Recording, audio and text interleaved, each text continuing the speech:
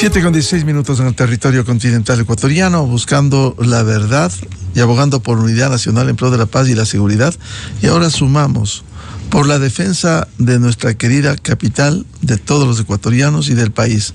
No es posible, si aquí se comprueba que fueron incendios provocados, que quede en la impunidad. Recordábamos un chofer borracho que dijo que sí prendió fuego. Quisiéramos preguntar a las autoridades correspondientes, ¿hicieron algo? ¿Está en investigación? ¿Presentaron una denuncia? Basta de impunidad en el Ecuador, al menos con sectores políticos que buscan la destrucción de la institucionalidad, que han pretendido votar a la fiscal general que viene persiguiendo a la delincuencia organizada.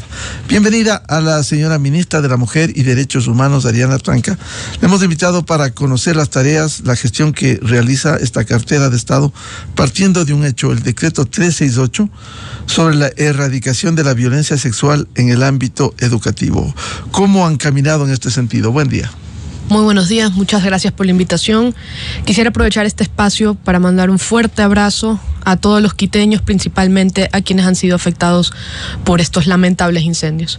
Mi más fuerte abrazo, y estamos aquí como gobierno nacional uniendo esfuerzos pues para salir todos juntos de este momento tan difícil. En el gobierno del Nuevo Ecuador hemos dado un paso definitivo hacia luchar contra estos terribles casos que están sucediendo al interior de las escuelas. El presidente Daniel Noboa suscribió el decreto número 368, donde se declara la política pública para la erradicación de la violencia sexual en el ámbito educativo como prioritario.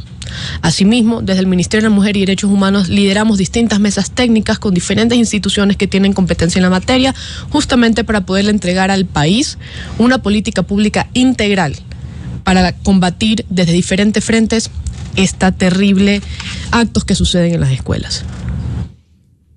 Ministra, se ha hablado de algunas acciones. ¿Cuáles han sido los resultados iniciales luego de este decreto? Tenemos aún que hacer la entrega oficial de la política integral al señor presidente. Lo estamos coordinando ya en estos días con la ministra Alegría Crespo, pero lo ideal y el primer paso luego de suscribir el decreto y la entrega de la política pública es la socialización masiva de las herramientas que están contenidas en la política pública para que los diferentes actores podamos poder aterrizarla dentro de las competencias que tiene cada uno y, lo más importante, pues prevenir este tipo de casos dentro de las escuelas. ¿Cómo se coordina con el sector educativo a fin, por un lado, de concienciar sobre esta problemática y luego lograr resultados a fin de que la gente tome, insisto, la debida conciencia frente a estos males? Definitivamente nosotros tenemos una extensa coordinación con diferentes instituciones, sobre todo con el Ministerio de Educación, que es quien tiene la competencia directa en el ámbito educativo, pero trabajamos, por ejemplo, con los DECES, y la idea también es trabajar no solo con las instituciones educativas, pero también al interior de las familias, no solo empoderar, por así decirlo, a los alumnos sobre sus derechos, sobre las formas en que podemos prevenir, por ejemplo, saber las señales de alerta en cuando podemos estar frente a un círculo de abuso, pero también esa información que la puedan tener las familias, los padres de familia, que sepan también identificar esas señales, que sepan dónde tienen que acudir, cuál es la ruta de la denuncia y cuáles son toda la red de protección que se activa como Estado ecuatoriano para hacerle frente a este tipo de situaciones. Y la disposición en este decreto 368 hubo de la conformación de una mesa interinstitucional para la erradicación de la violencia sexual en el ámbito educativo. ¿Cómo se va a dar seguimiento a la efectiva implementación y evaluación de esta política pública? Justamente la idea fue mantener la mesa interinstitucional con la que se trabajó la creación de esta política pública para que se mantenga y, a través de la mesa, poder articular las diferentes acciones, elaborar los indicadores, medir el seguimiento y, lo más importante, como usted lo menciona, medir los resultados de la efectividad de la política pública. Ahora, esto forma parte también, además de lo que se ha vivido, esta violencia sexual en el ámbito educativo. Es una respuesta también a la sentencia, porque hay que recordarlo, de la Corte Interamericana de los Derechos Humanos en el caso Guzmán, Albarracín y otras versus el Ecuador. ¿Se está también procesando esto? Así es. la entrega de la política pública es la última parte que faltaba de cumplir de la sentencia que tenía Ecuador por el caso Paola Guzmán Albarracín. Si algunos han de acordar de este lamentable hecho que sucedió en la ciudad de Guayaquil, fue una niña que fue abusada por los rector de su colegio, que fue completamente encubierto este tema, al punto que Paola Guzmán Albarracín se suicidó tras haber sufrido todo este círculo de abuso por parte del colegio. Entonces, se han tomado diferentes acciones en diferentes gobiernos. Por ejemplo, se declaró el Día Nacional para Prevención de Abuso en las aulas. Se ha hecho la reparación integral a las familias, a las familias de la víctima, y ahora pues hemos completado la totalidad de la sentencia con la expedición del decreto ejecutivo y la política pública. Hay otras acciones que el gobierno ha anunciado, por ejemplo, el pago de la planilla de luz. El 9 de septiembre el presidente informó que se asume el costo de las planillas eléctricas hasta 180 kilovatios hora. ¿Cómo se está desarrollando esta política? Creo que todos los ecuatorianos hemos sufrido los efectos del terrible estiaje que está viviendo el país, y asimismo, como lo ha mencionado el presidente Daniel Noboa, han tenido que tomar decisiones difíciles a raíz de la situación tan complicada en el sector energético, que muchas veces es resultado de decisiones que no se tomaron en el pasado y que ahora le estamos haciendo frente a ese contexto con decisiones firmes. Justamente una de las decisiones más difíciles es tener que cortar la energía eléctrica, teniendo en cuenta que no hay agua en el país, que hay una sequía terrible en el país, ¿no? Y sabemos que eso afecta a todos los ecuatorianos, sabemos que eso afecta no solo a la familia ecuatoriana, pero también a las industrias, y esto es un efecto multiplicador, por así decirlo, y estamos muy conscientes de aquello, y es la razón por la que desde el gobierno nacional se toman diferentes medidas para, de cierto modo, compensar ese sacrificio o ese malestar que se genera al interior de la familia ecuatoriana tras las decisiones que se tienen que tomar, ¿no?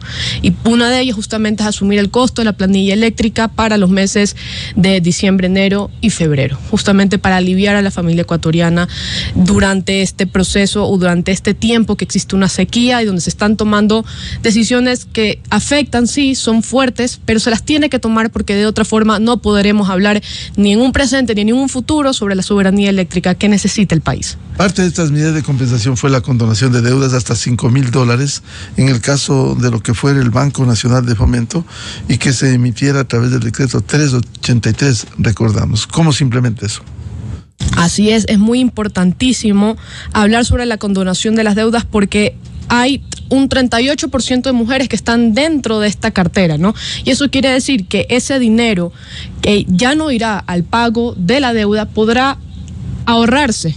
Las mujeres podrán invertirlo en sus negocios, en sacar adelante cualquier tipo de iniciativa que ellas tengan que fortalezcan su independencia económica. A la par, desde el Ministerio de la Mujer y Derechos Humanos tenemos un proyecto que se llama Emprendamos con Inclusión y Sin Discriminación, justamente que está enfocado a fortalecer la independencia económica de las mujeres a través de una capacitación en cómo sacar un negocio adelante y posterior la entrega de un capital semilla de hasta $5,000. Entonces, es una medida integral, ¿no? La medida que toma por parte del gobierno nacional y asimismo se complementa con otras acciones que se toman desde otras carteras de Estado. Parte de ello también es la apertura de líneas de crédito, escuchamos, de la Corporación Financiera Nacional. ¿A cuántas mujeres se va a destinar, y especialmente que están en micro, pequeñas y medianas empresas? ¿Sabían ustedes que el 60% de las MIPYMES en el país están encabezadas por mujeres, ¿no? Y que en América Latina y el Caribe existen alrededor de un 24% de mujeres que lideran emprendimientos. Es por esto que estas líneas de crédito son importantísimas justamente para este grupo de mujeres que en muchos casos no solo son, digamos, madres de familia, pero también son cabezas de hogar.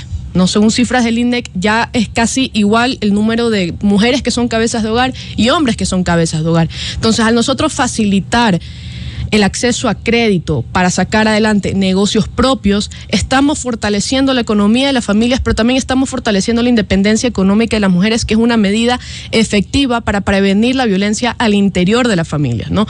Si una mujer tiene cómo darle de comer a sus hijos sin depender de nadie más, es mucho más fácil salir de un círculo de la violencia. Ministra, ¿y cómo emprender con inclusión y sin discriminación. Ese es el proyecto que tenemos desde el Ministerio. En este mes ya empieza la segunda edición. En el primer cohorte hemos tenido 2.500 beneficiarias. Hemos graduado a nuestras emprendedoras en Quito, en Portoviejo y en Guayaquil. Para esta edición tenemos la expectativa de llegar a un total de 10.000 emprendedoras y hacer la entrega de 400 capitales semillas en $5.000, justamente orientados a fortalecer la independencia económica de las mujeres como medida de prevención de violencia. ¿Y a propósito del tema, a cuántas mujeres se ha graduado en este proceso? En la primera cohorte hemos graduado 2.500 emprendedoras. ¿Y cómo también se conecta, rige en el Ecuador la ley Violeta a fin de facilitar la implementación de fuentes de trabajo?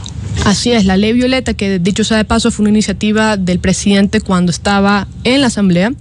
La ley Violeta lo que promueve es cerrar las brechas de género al interior de diferentes ámbitos, principalmente el productivo y en el laboral, ¿no? Y se establecen, por ejemplo, los planes de igualdad de oportunidades para el interior de las empresas, pero también hay algo muy importante, que se tienen que establecer, por ejemplo, las rutas de la denuncia, justamente para prevenir los casos de acoso laboral al interior de el sector productivo, ¿no? Entonces, esta es una manera efectiva de potenciar, cerrar las brechas de género en el sector productivo y laboral, pero también atacar algo que es un problema en muchos lugares, justamente, que es los casos de acoso que existen al interior de diferentes espacios laborales. Desde el ministerio que usted rige de la Mujer y Derechos Humanos, ¿seguirá como una política prioritaria la norma nacional integral de la erradicación de la violencia sexual en el ámbito educativo? Por supuesto, no solo porque es una voluntad política de Ariana Tanca,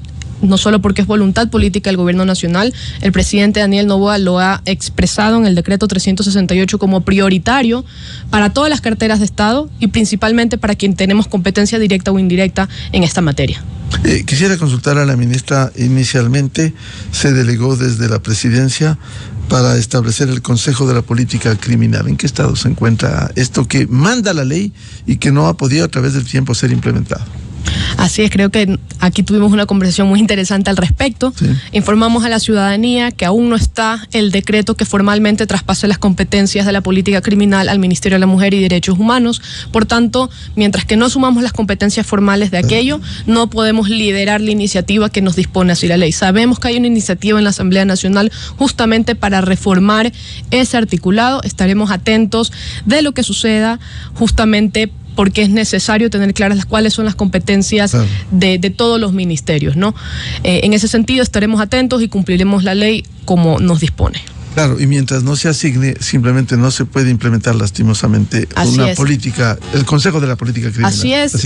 Particularmente y paralelamente, el Ministerio de la Mujer y Derechos Humanos estamos reestructurando el ministerio, fortaleciendo las competencias, justamente porque si bien tenemos el nombre de Ministerio de la Mujer y Derechos Humanos, aún no se ha completado la reestructuración interna para formalmente ser un ministerio, ¿no? Eso es algo que quedó pendiente desde el año 2022 con el decreto ejecutivo que se crea el Ministerio de la Mujer y Derechos Humanos, que antes era la Secretaría de Derechos Humanos, y establecía 120 días para hacer todos los cambios organizacionales y normativos para elevarlo a rango de ministerio, y eso no se cumplió. Y en esta administración hemos ya dado todos los pasos de la mano del Ministerio de Finanzas, la mano del Ministerio de Trabajo, justamente para ya tener la estructura orgánica que nos permita funcionar como ministerio. Esperamos que al final de año ya esté la estructura completamente lista para poder funcionar formalmente como un ministerio.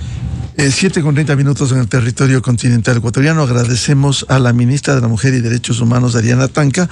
Les anunciamos luego de una pausa diálogo con la ministra del Ambiente, Inés Manzano, para hablar, habíamos previsto, sobre las iniciativas del COE frente al déficit hídrico, la crisis energética, pero vamos a empezar con esta acción criminal en Quito, como han sido los incendios que han pretendido buscar la destrucción de la capital de todos los ecuatorianos. Ministra, muy amable. Muchísimas gracias por la invitación. Antes de terminar, quisiera recordarle a la ciudadanía que nuestros servicios de protección integral y así como a nuestro centro Violeta permanecen activos y listos para brindar asistencia psicológica, asistencia legal y trabajo social para todos los ciudadanos que los necesiten. Asimismo, hemos activado una línea, el 096-275-2595. Quienes necesiten ser atendidos nos pueden contactar mediante WhatsApp o llamada de WhatsApp para poder atender sus requerimientos. Muchas gracias y un abrazo solidario a todos los quiteños. Muy amable, vamos a la pausa y volvemos con la ministra del Ambiente, Inés Manzano. Desde 1984 con Gonzalo Rosero, la revista de opinión Democracia. Siempre líderes, siempre confiables. Enseguida regresa Miguel Rivadeneira a la búsqueda de la verdad.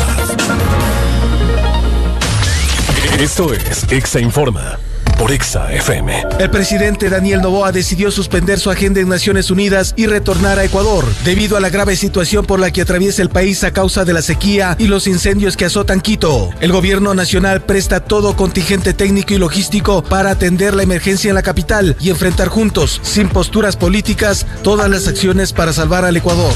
Esto fue Exa Informa, solo por Exa FM. Inicio de espacio promocional y publicitario. Felipe está en la estación Jipijapa del metro de Quito. Paula está emocionada y lo espera en la Plaza San Francisco. Son amigos desde el kinder y hoy por fin tienen su primera cita.